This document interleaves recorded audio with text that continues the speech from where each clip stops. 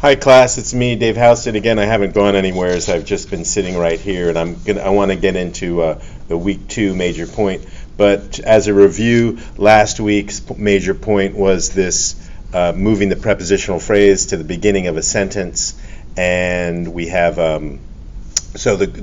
we want to start sentences. On Saturdays, I like to go thrift shopping, and so here we have the spoken sentence. Perfect for conversation. I don't want you to tell you that you can't talk that way anymore. But now this is the written version of the same sentence. Okay? Now, you know what I'm saying? I think you know what I'm saying.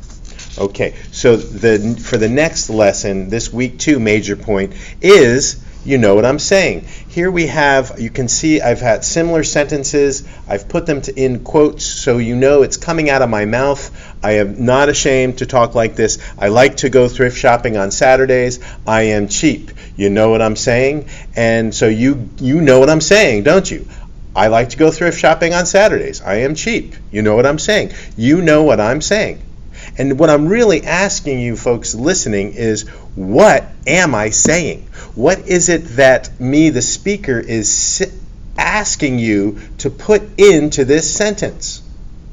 Well, in English class, you can't rely on a listener to add missing things to the paper.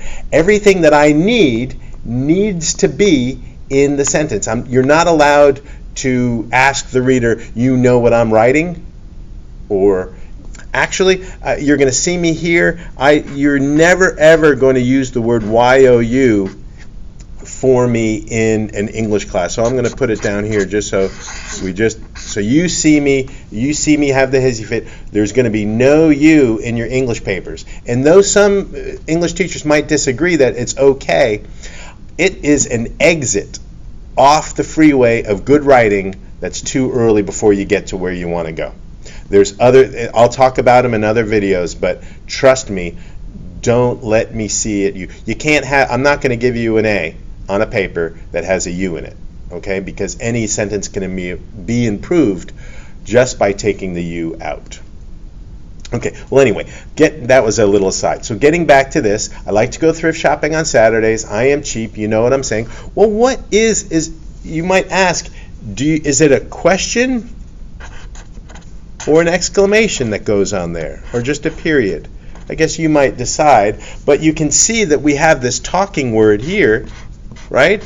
We can, not only do we have the quotes, we even have this word saying. We know this is coming out of my mouth, and I don't want to use English that comes out of my mouth.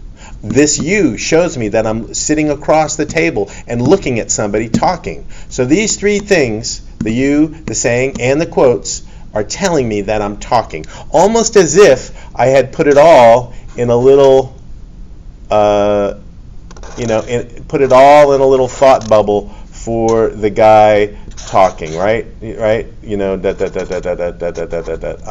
is a thought bubble of talking. I guess I should have had it pointed there, but anyway. So, I'm asking you, what am I saying? You all know what it is. In your brains, you all put in for me, you helped me out and understand that these 2 things are connected. You understand that I like to go thrift shopping. I am cheap. That this one causes this one. So in your minds, even if you don't even think you know, in your minds you have the reason for cause and effect relationship. You guys can see that missing from this message, do you know, I'll be quiet. You know what it is? I like to go, what's the missing word that would go to connect line A to line B? Hopefully, some of you are seeing the word because, right? I like to go shopping on Saturdays because, or we'll put it a small b, because I am cheap. You guys felt that in your bones, that word belongs there when I read you the sentence without it. But now you see. So I want for the second week, when you're talking through your papers, I want to make sure that you're putting all the words that you're implying, all the words that you're hoping that the reader infers. I don't want you to make me do any work. I don't want you to make any reader do any work. I want to have all of the words that belong there. And you're going to be doing that in the detail words exercise. So here we have moving from conversation, the original sentence, to a written sentence is going to be adding the words that we need for the written sentence. Then last week, of course, you're saying, well, what about the prepositional phrase? Yes, the much better sentence here would be, on Saturdays, I like to go thrift shopping because I am cheap. Now, of course, some of you might not like this word cheap. It might have a negative connotation, and so we've already used thrifty. Some of you might be seeing this, other words like thrifty,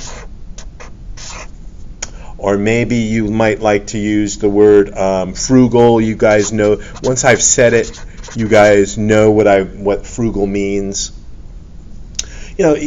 This is the fun. This is the fun of English, moving words around. So as you're writing your papers over these first couple of weeks, you're going to put the words down as in an inspired fashion that come out of your brain in a raw state.